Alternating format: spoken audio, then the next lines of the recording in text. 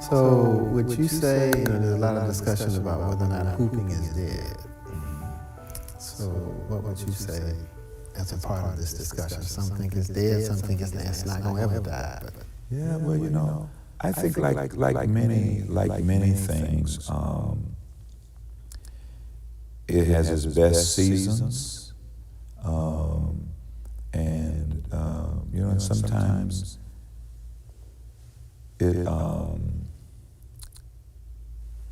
sometimes the occasion may not be the most suitable place for hooping, but hooping is alive because it is so ingrained within us, and because so many preachers possess the gift.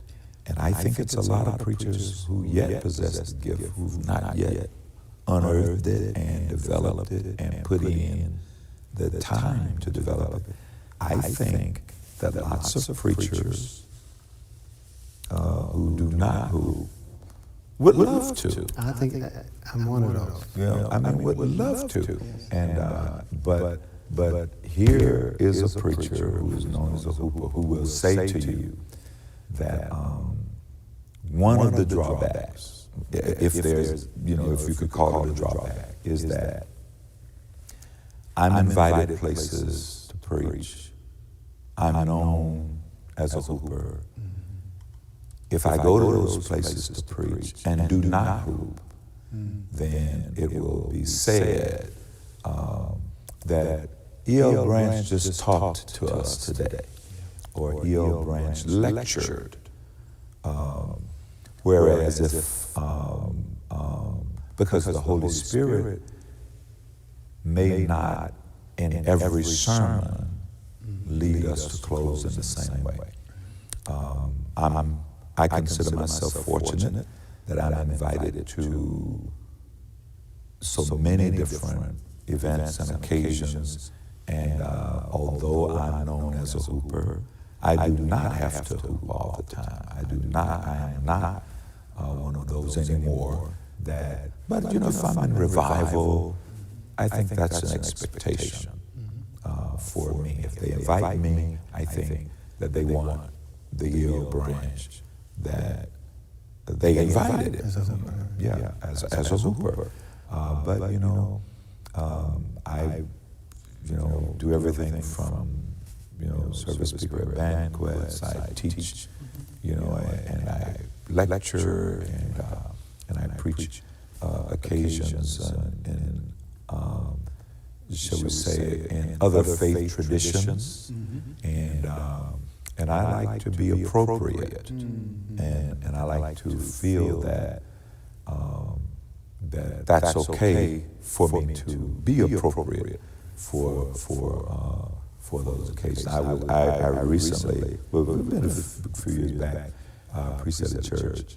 I preached there on many occasions, but this was an occasion where the building was being, inducted into the Historical Society to become a historical structure. And so lots of people who were not a part of that particular church were also there for the event.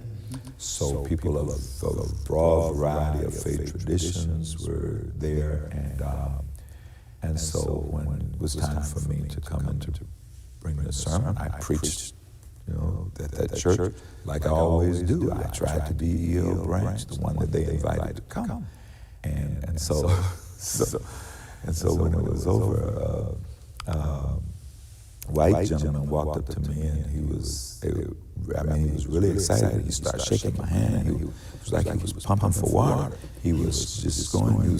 He said, that was, and then he said, energetic. So it's about kind of understanding, what it is, and understanding, how much, in fact, it is a part of the black church preaching tradition, and so often, I just finished revival this past week, and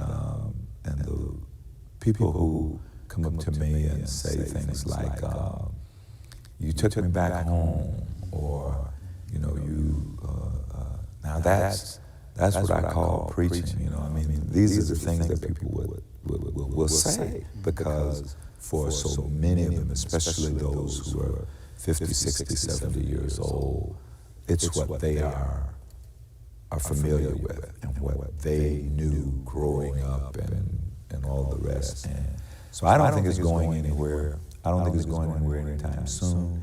And as long as there are preachers who are gifted to hoop, hooping is going to be around.